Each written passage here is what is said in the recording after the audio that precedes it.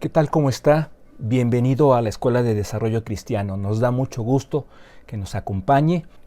Vamos a hacer una oración pidiéndole a nuestro Señor que nos bendiga durante estos 45-50 minutos en los que vamos a estudiar la vida de la Iglesia en sus inicios, apoyándonos en gran medida en pasajes bíblicos, de ahí la delicadeza, la importancia de pedirle al Señor su bendición para esta clase, para este tiempo. Señor, muchísimas gracias por la vida que nos das. Gracias, Padre, por este tiempo que podemos disfrutar contigo. Queremos, Señor, que sea un tiempo de bendición para cada uno de nosotros, que con permiso tuyo podemos formar parte de esta clase, de este ministerio, de este tema, Señor, la vida de tu iglesia. Queremos humildemente, en el nombre de Jesús, pedir tu plena intervención de principio a fin para que efectivamente sea un momento de edificación para todos y cada uno de nosotros. Muchas gracias, Señor, por escucharnos. En el nombre de Jesús, amén.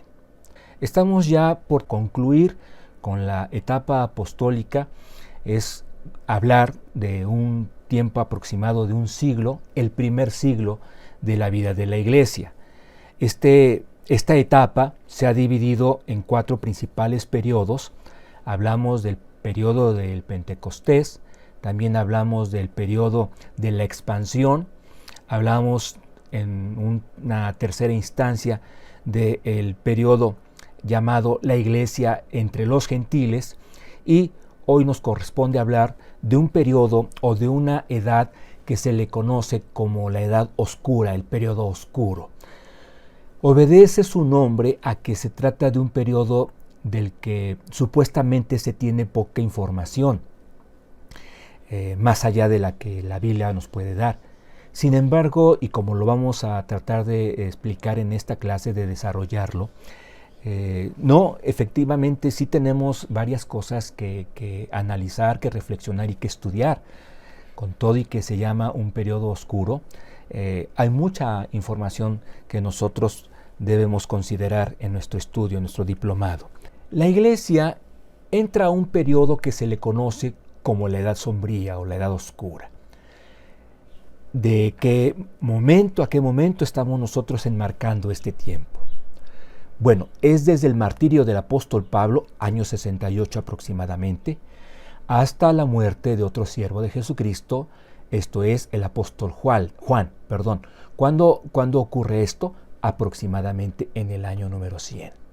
A manera de recordatorio de lo que pudimos ver, leemos y comentamos ahí en el inciso A.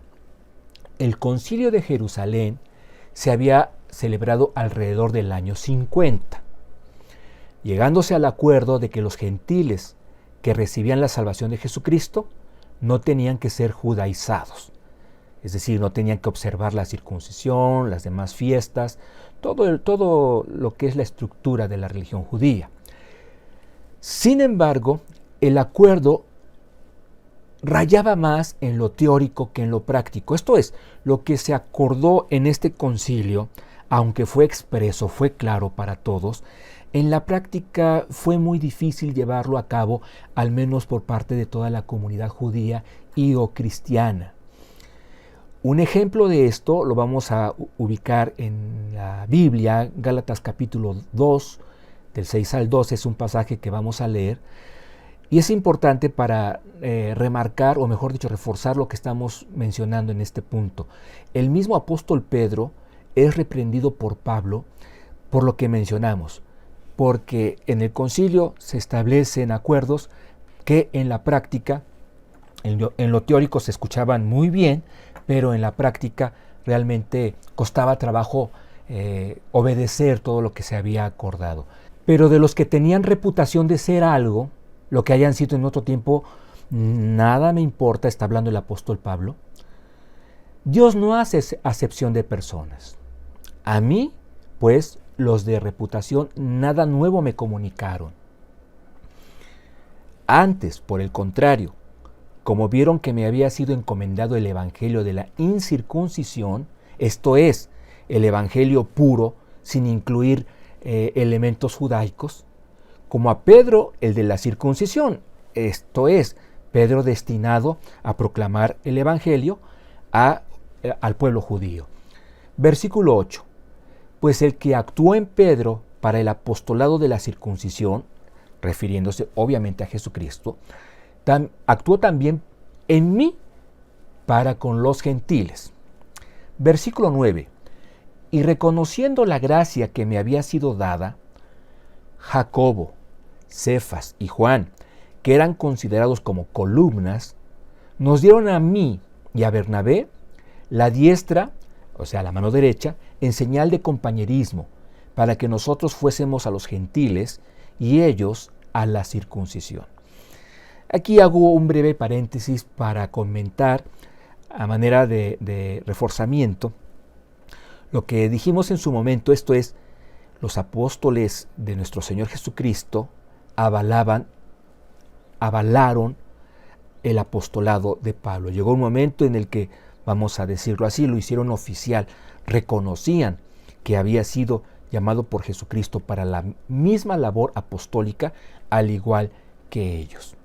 En el Concilio de Jerusalén se aprueba que los gentiles, al recibir a Cristo, no tenían que ser judaizados, pero la teoría y la práctica tenía un abismo de diferencia. Versículo 10. Solamente nos pidieron que nos acordásemos de los pobres, lo cual también procuré con diligencia hacer. Versículo 11. Pero cuando Pedro vino a Antioquía, le resistí cara a cara. Lo confrontó, porque era de condenar. Y da la explicación en el versículo 12. Pues antes que viniesen algunos de parte de Jacobo, comía con los gentiles. Estaba contento Pedro conviviendo con sus hermanos en Cristo, gentiles. Pero después que vinieron, de parte de Jacobo, se retraía y se apartaba, porque tenía miedo de los de la circuncisión. A veces así sucede en algunos creyentes, ¿no? Sintiéndose con la licencia de poder tener un comportamiento en una esfera y otro comportamiento en otro ámbito. Cuando la palabra de Dios nos dice que debemos ser, no lo dice tal cual, pero en sí la enseñanza es que debemos ser de una sola pieza, tener un testimonio tanto con los de adentro como con los de afuera. Entonces aquí Pedro sí estaba navegando en dos corrientes, cuando estaba con los gentiles, pero no podía ser observado por otros judíos como él, se llevaba bastante bien con estos creyentes gentiles, pero cuando se acercaban los cristianos judíos, entonces su comportamiento se transformaba por completo y empezaba a generar una distancia como para que no fuera confundido por parte de los judíos cristianos en sus convicciones. Y entonces por eso Pablo le reprende y seguramente hace referencia a lo que ya se había establecido en el concilio. Recordemos que esto fue en el año 50, hablamos del concilio, y la carta a los Gálatas fue escrita aproximadamente 10, 12 años, tal vez 15 años más adelante. Entonces vea usted cómo en la práctica estaba sucediendo algo distinto. Y esto no lo debemos perder de vista, porque viene siendo parte esencial de lo que vamos a explicar un poco más adelante, prácticamente en la mitad de la clase. Suena a repaso, de hecho lo es, pero es importante establecer cómo aparentemente ya había un acuerdo, en la práctica, insisto, se hacía otra cosa, que tuvo repercusiones delicadas, profundas, y que podemos ver la magnitud de todo esto en la vida del apóstol Pablo. No me adelanto más. No perdamos de vista que Pablo fue un judío griego. Él, con sangre judía, pero nació en Tarso, o sea, nació fuera de territorio palestino. Nació en lo que hoy comprendemos como Turquía. Era, por lo tanto, un ciudadano romano, legítimamente romano. Estos factores que vamos a mencionar contribuyeron mucho a su ministerio. Vamos leyéndolos y vamos explicando o tratar de explicarlos. En Tarso, el apóstol Pablo aprendió desde niño a hacer tiendas.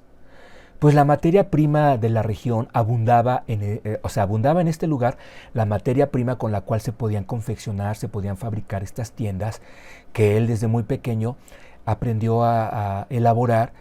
Obviamente cuando ya llegó a la edad adulta era todo un experto en ello. ¿Y por qué mencionamos que se trata de un factor favorable? Contribuyó favorablemente a su ministerio. Bueno, él lo expresa en ciertos momentos de escasez económica que llegó a sufrir. Llegó también a experimentar la dadivosidad de parte de los hermanos en Cristo, pero en su momento él hace referencia a que, conociendo este oficio, buscó siempre la oportunidad de ayudarse en lo económico a través de él. A través de la confección de tiendas, él podía también contar con cierto sustento en un momento dado. Entonces, ahí tenemos un primer factor que influyó en su ministerio favorablemente, por supuesto que sí. Inciso B, la ciudadanía romana lo llegó a proteger de los judaizantes que buscaron incluso matarle. Tan solo en Hechos capítulo 21 y capítulo 22 tenemos un ejemplo de ello, de que es liberado por un soldado romano, gracias a que hace mención de que él es un ciudadano romano. Entonces el soldado no podía herir, mucho menos matar a un ciudadano, y menos por asuntos religiosos, más específicamente del judaísmo. Eso, es decir, tener una credencial de elector que decía Roma o Imperio Romano, le fue una ventaja en su momento, una gran ventaja.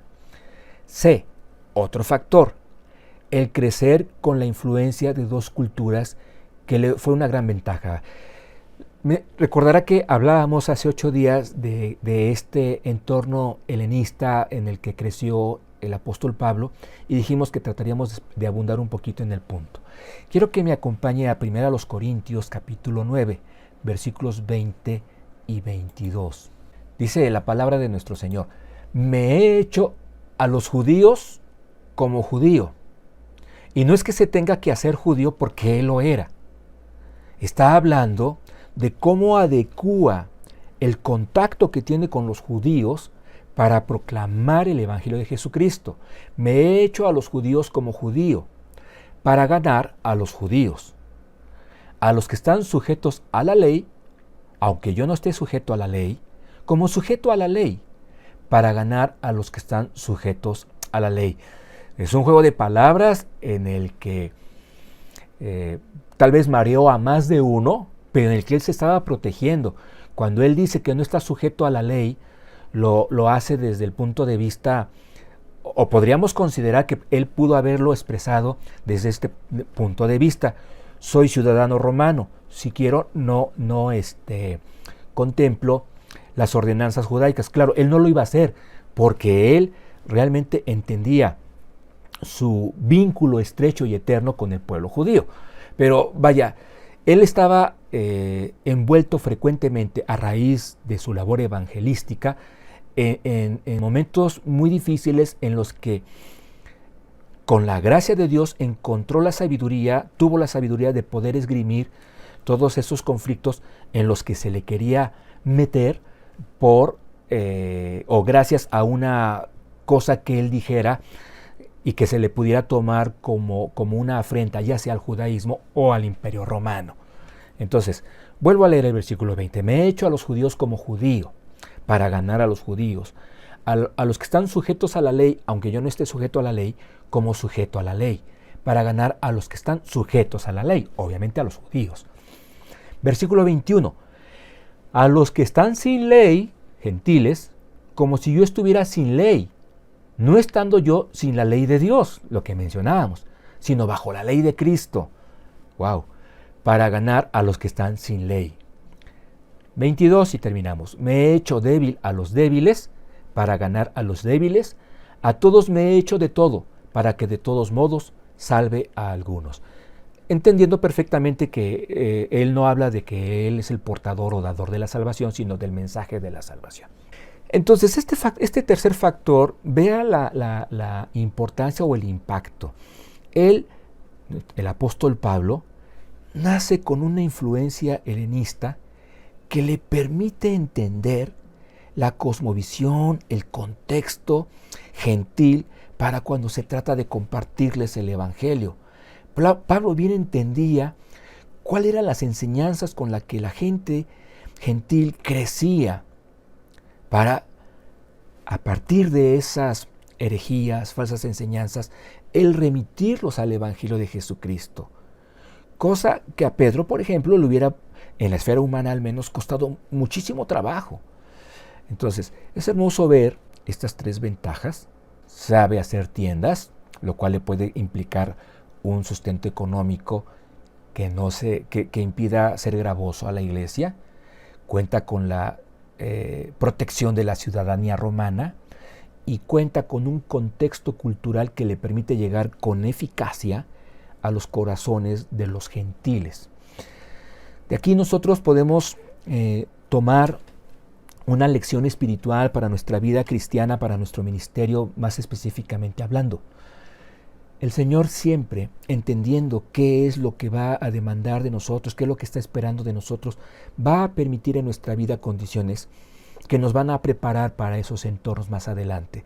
Condiciones que a veces serán difíciles, de las cuales no vamos a encontrar una explicación clara, pero que al final de cuentas o al final del día vamos a ver que fue un eslabón dentro de todos los preparativos que el Señor permitió en nuestra vida para poder ser más efectivos en un ministerio específico.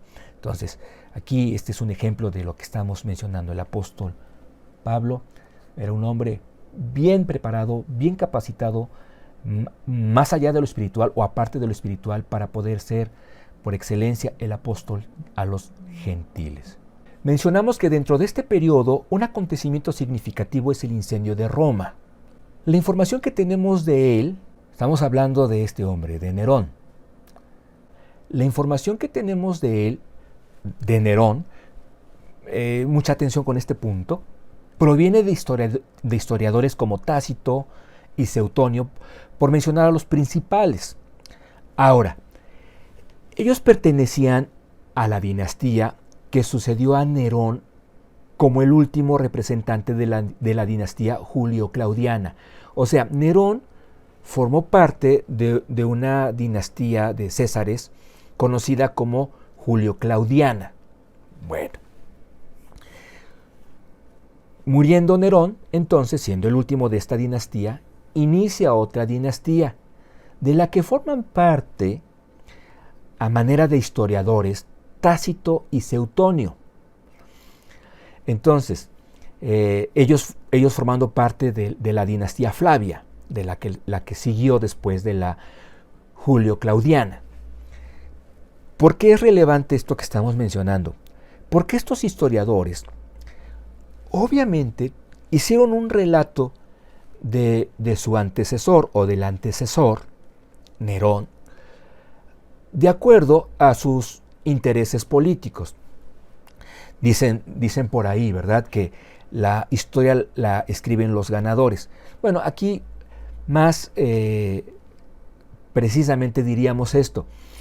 Imaginemos que nuestro actual presidente le pide a alguien de sus allegados que haga la historia política mexicana de el gobierno anterior y el antepenúltimo, del último y del penúltimo y del antepenúltimo, de sus tres antecesores inmediatos.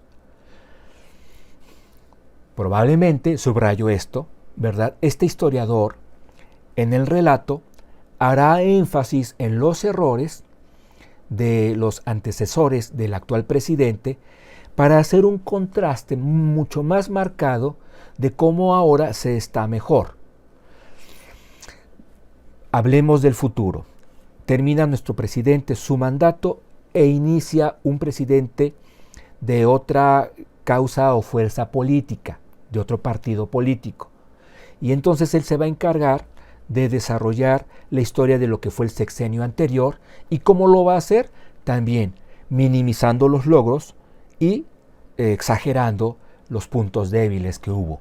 Entonces, esto es lo que sucede en torno a Nerón. La historia que tenemos de él fue escrita por hombres como estos dos, que obviamente pues, no simpatizaban con este antecesor de la dinastía Flavia.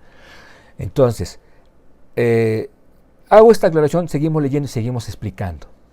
Por ello podemos asumir que las versiones que se nos dan de Nerón bien pueden ser exageradas. Decimos exageradas, no estamos diciendo que completamente diferentes a los hechos reales. Sin embargo, el hecho de que culpó a los cristianos, Nerón, de incendiar Roma, armoniza con el resto de los acontecimientos, ya que, por la labor de sus opositores, precisamente por esto, era muy probable que su reputación ya hubiera empezado a caer por los suelos. Y en un acto para desviar la atención de esta pérdida de popularidad que él estaba sufriendo, responsabiliza a los cristianos de este incidente que dura aproximadamente una semana, de 6 a 9 días. Entonces, a ver si me estoy explicando. El incendio que registra la historia de Roma, algunos incluso llegan a mencionar que fue accidental. El punto es que en lugar de tomarse medidas para poder apagarlo o evitar que se extendiera, Nerón ve una oportunidad para que la atención que estaba centrada en su persona y en su mal gobierno, cosas que hacían sus opositores, él entonces ve una oportunidad de oro para poder culpar a los cristianos como los causantes del incendio. Llega el momento dramático en el que, a manera de castigo, Nerón a todos los cristianos que pudo aprender los quema y los exhibe como antorchas humanas en sus jardines. Todo esto para él volver a recuperar parte de su popularidad, pues estaba en este acto mostrando una indignación exagerada, muy intensa, hacia quienes habían destruido gran parte de Roma, de la ciudad. Entonces, lo menciono porque en hechos históricos nosotros debemos tratar de ser lo más objetivos posible. Algunos mencionan que todo lo malo que se puede decir de Nerón realmente es una versión desarrollada por el pueblo cristiano. Vemos que no es así, los historiadores romanos lo establecen así.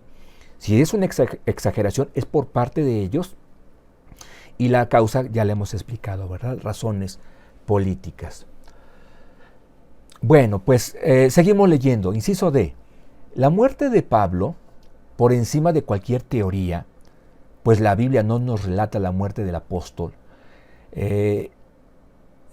Puede ser que puede haber sido debida,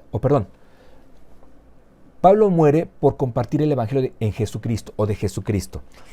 Es que tenemos la necesidad de conectar el gobierno de Nerón con la muerte de Pablo, aunque la Biblia no da la información sobre esta conexión, y lo que estamos diciendo al final de este párrafo es que independientemente de todo esto, de lo que sí podemos estar seguros es que Pablo muere por compartir su fe en Jesucristo. Dice, desde la plataforma judaica, Pablo no podía ser condenado a muerte, pues siendo ciudadano romano, el imperio no veía como causal su fe en Cristo, lo que ya habíamos comentado minutos atrás. Pablo hizo énfasis que su ciudadanía era celestial. Vamos a leer Filipenses 3:20. Recordemos que esto lo escribe estando preso. El contexto indica mucho. Mas nuestra ciudadanía está en los cielos, de donde también esperamos al Salvador, al Señor Jesucristo. ¿Cuándo es que dice esto?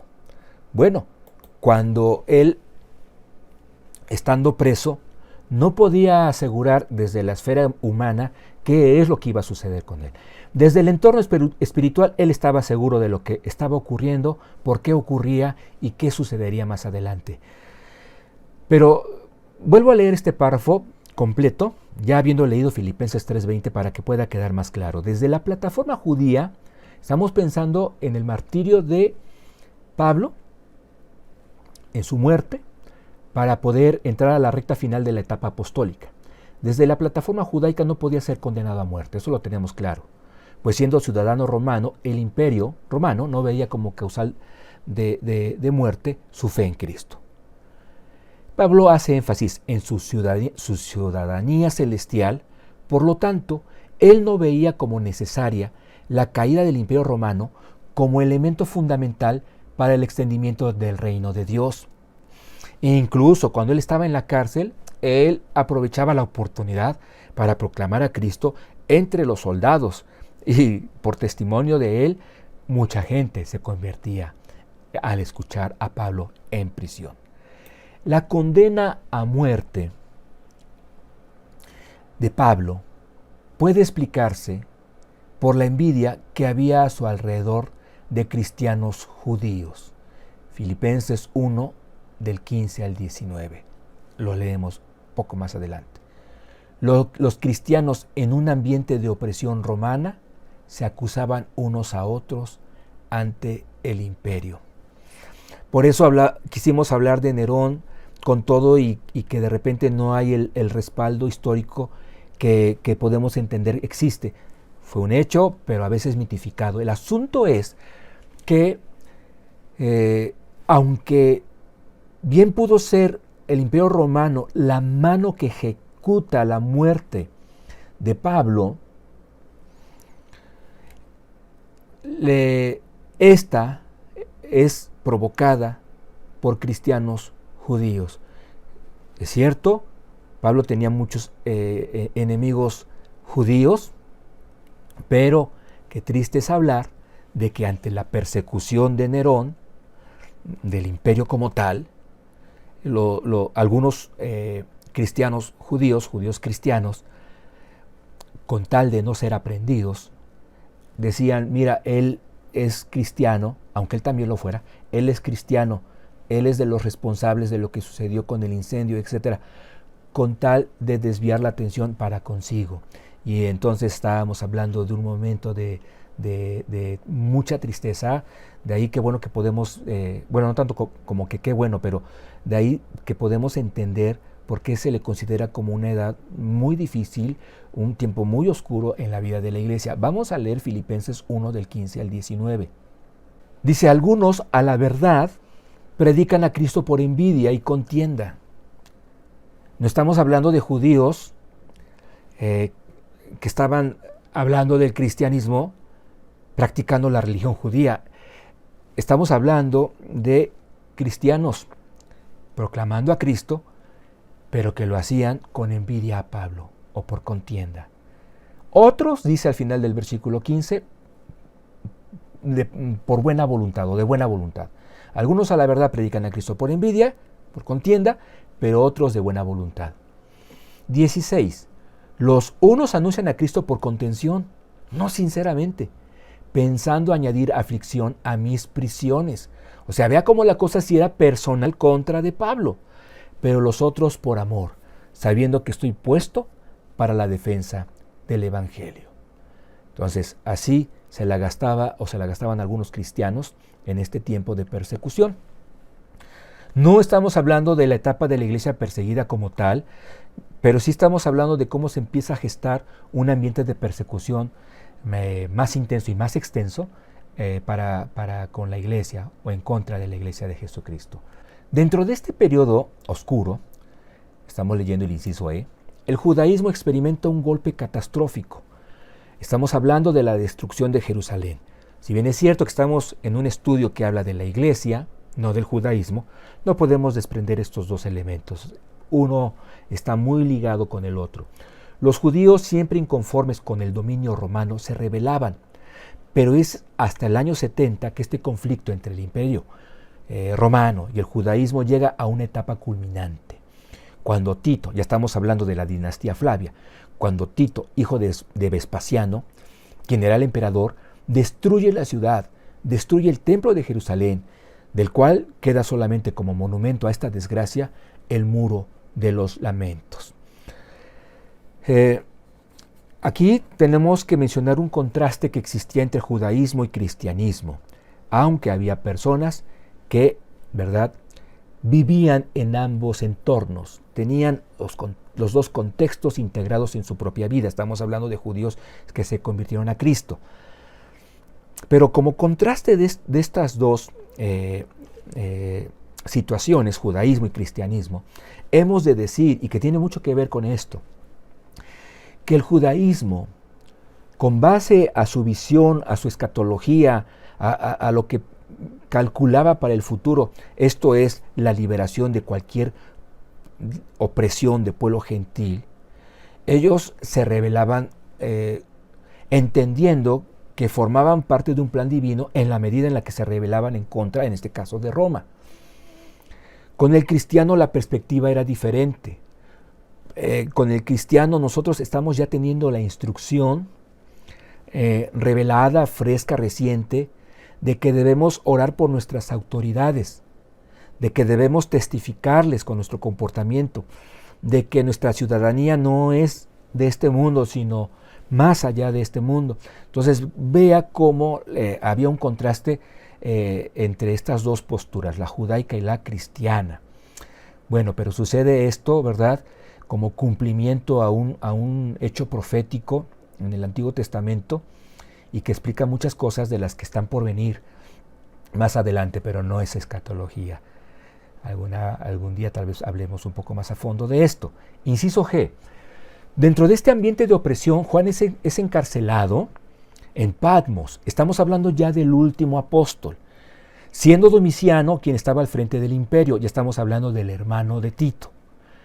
El apóstol Juan en Patmos escribe Apocalipsis, el libro que cierra la revelación bíblica.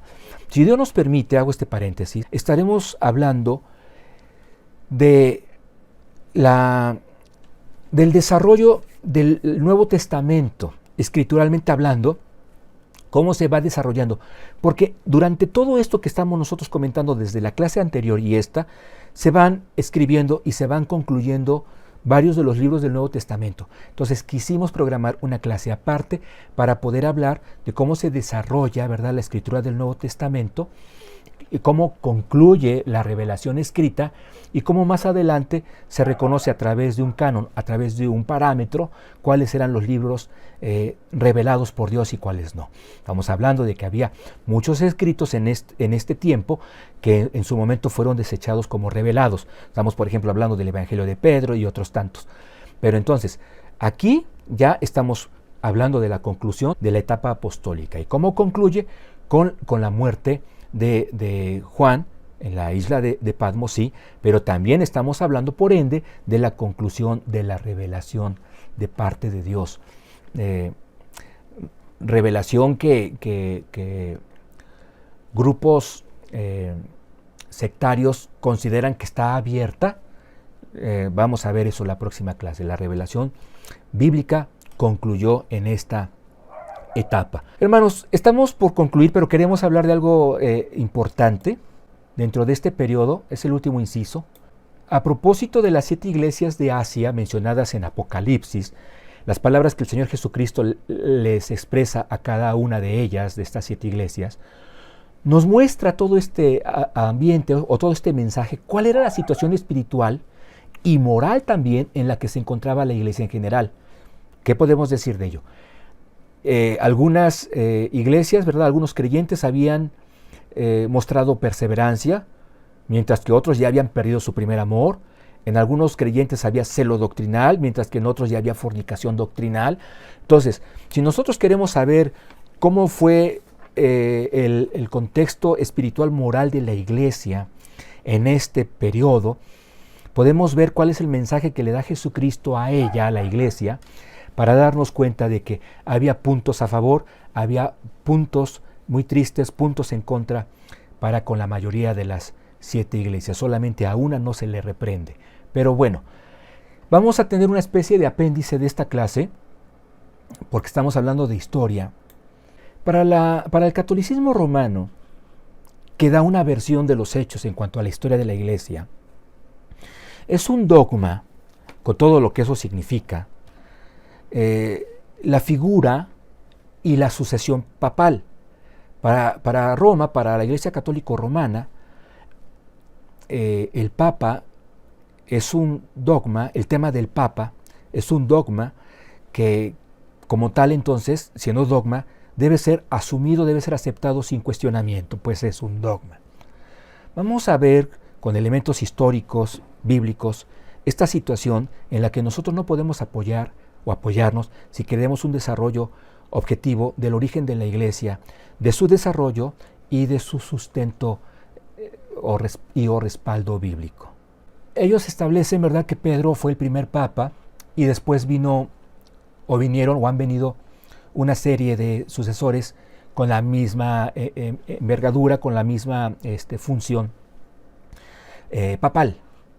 Sin embargo, nosotros debemos detenernos, ver con detenimiento lo siguiente. Si usted le pregunta a una personita que va a misa todos los días a las 7 de la mañana, si usted le pregunta a ella con todo y la perseverancia y la fidelidad que tiene, el nombre del segundo papa, el inmediato sucesor de Pedro, muy probablemente no lo va a conocer. Y esa es la pregunta que planteamos. Claro, tiene respuesta para algunos y lo vamos a mencionar. ¿Quién fue el segundo papa? Y el grueso de la población católica desconoce el nombre. Bueno, vamos a mencionar cuál es la versión de esto. Aquí el asunto es que si nosotros, tenemos ahí una segunda ilustración, comprobamos que no existe ese segundo papa, que no está respaldado ni por la historia ni por la Biblia, entonces el resto de la sucesión no tiene un sustento válido, no tiene un apoyo válido. Los apologetas católicos tienen respuesta a ello y mencionan que se trata de Irineo, me estoy adelantando, se trata de San Lino. Y ahí tenemos un texto de una enciclopedia, ¿verdad?, de Curred. No, obvio, no fue la única que consultamos. Y lea conmigo, dice Lino o Lino de Volterra, segundo papa de la Iglesia y mártir. Fue el primer obispo de Roma inmediatamente después de San Pedro, a quien sucedió el año 67 después de Cristo. Luego de que el santo apóstol, o sea, Pedro, recibía la corona del martirio. Fue el sumo pontífice de la Iglesia Católica entre el año 67 y el año 76. No pierda de vista este rango en el tiempo. Conocido especialmente por tratarse del segundo papa. Cheque esto ya, con más calma. Conocido especialmente, o sea, el punto fuerte es que se le conoce como el segundo papa. Esta es la carta fuerte. Bueno, que se le conoce como el segundo papa. Si somos objetivos, esto no nos puede decir mucho. Y vea lo que se reconoce en el texto. Lino es todavía hoy un personaje enigmático debido a la escasez de la información sobre él conservada. Aquí, de la Vatican News, o sea que es un portal católico, leemos lo siguiente. Toscano de origen e hijo hercolano. Está dando un contexto. Lino habría estudiado en Volterra y después se habría trasladado a Roma, donde encontró a San Pedro y se convirtió al cristianismo. No hay muchas informaciones sobre su vida. Ahí viene un nombre muy importante, San Irineo de León, pero vea cómo la historia católica, la historia secular, dice, de él se sabe prácticamente poco. Lo que sí podemos decir es que es el segundo papa. Bueno, creo que este no es un planteamiento con un respaldo como se requiere. Vámonos a la evidencia que nos da la Biblia. Ya le dije, o ya leímos, cuándo se supone que Lino funge como papa. Hay pocos datos de él y su supuesto papado fue de 20 años aproximadamente. Un papado de 20 años inmediatamente posterior a la muerte de Pedro, que fue en el año 67 aproximadamente. El apóstol Juan y otros tantos, todavía receptores de la revelación de parte de Dios, no registran nada de ese papado supuesto de 20 años. ¿Cómo algo de suma trascendencia pudo quedar fuera del proceso de revelación bíblica todavía vigente? Estamos hablando del año 67 al año 94, que es cuando termina aproximadamente de escribirse el libro de Apocalipsis. Entonces, ahí tenemos un elemento que nos lleva a entender la debilidad de este dogma con el cual la Iglesia Católica Romana trata de explicar el fundamento y el desarrollo de la Iglesia. O sea, para ellos el origen es esto. Ahora, mencionan, ¿verdad?, sus apologetas frotándose las manos, nos dicen, no, pero la Biblia sí lo menciona. Vamos a buscar en 2 Timoteo. Procura venir, este es el apóstol Pablo diciéndoselo a Tito, procura venir antes del invierno. Ébulo te saluda, y Pudente, no prudente, Pudente, Lino, Claudia y todos los hermanos. Esta es la referencia bíblica de la que buscan sustentarse para decir, bueno, viene en la palabra de Dios. Sí, pero viene junto con una tal Claudia, con Pudente, Ébulo también manda saludos, y bueno, de entrada usted puede percibir la trascendencia que tenía este santo, porque sí lo era un creyente, estaba apartado para Cristo, y sin duda su vida fue de gran bendición, pero también como la pudo ser la vida de Claudia, de Pudente y del mismo Ébulo. Entonces decimos, el apóstol Juan escribe 25 años después aproximadamente, ¿verdad?, después de la muerte de Pedro. Según el catolicismo, entonces ya había un papa. Fíjese en esto. Nuestro Señor Jesucristo se acerca a Juan para revelar un mensaje a la iglesia. Es cierto, Apocalipsis está escrito para cualquiera que quiera obedecer la palabra de Dios, pero el contexto inmediato son las 7 iglesias de Asia. Es hacia la iglesia que Jesucristo, la cabeza de la iglesia, la Biblia lo declara así, manda un mensaje a su iglesia. Y la pregunta sería, ¿por qué no lo manda este mensaje a través de la cabeza visible de la iglesia, que sería el sucesor de Pedro, esto es Lino? Porque Lino no fungió como papa. Esta revelación a la iglesia no pasa por un papado, se la da a Juan en la isla de Patmos. Ahora yo le decía acerca de San Irineo.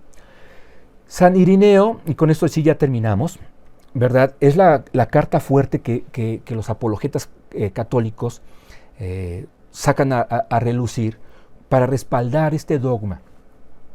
Porque dicen que San Irineo, en su obra contra los herejes, ya detalla una lista de papas, en donde se encuentra como segundo a Lino. Bueno, si usted ve esta obra, se va a dar cuenta de un detalle muy importante. Lino es mencionado como el primero de una sucesión. Ni siquiera es el apóstol Pedro. Es Lino. Sí lo menciona, pero lo menciona en una atmósfera como la sucesión que se da de Pablo con Timoteo, de Pablo con Filemón, de Pablo con Tito.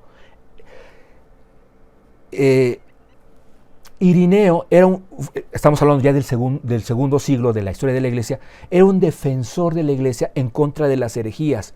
Entonces él proponía que los obispos, estamos hablando de pastores, tuvieran a bien la selección de quienes les sucederían en el pastorado, en esa labor misionera en la que de repente tenían que estar en un lugar y después en otro. Entonces vea cómo se trata de una situación completamente diferente a como se quiere pintar. Con esto estamos terminando con nuestra clase número 5. Vamos a orar y terminamos. Muchas gracias, Señor, por este tiempo que nos has permitido disfrutar juntos, aunque sea así a través de la tecnología. Bendice a cada familia, a cada hogar que participó o que participa de este estudio. Bendice a la Iglesia Bíblica Torre Fuerte, Señor, como hasta el momento lo has hecho. Muchas gracias por todo, Padre Celestial.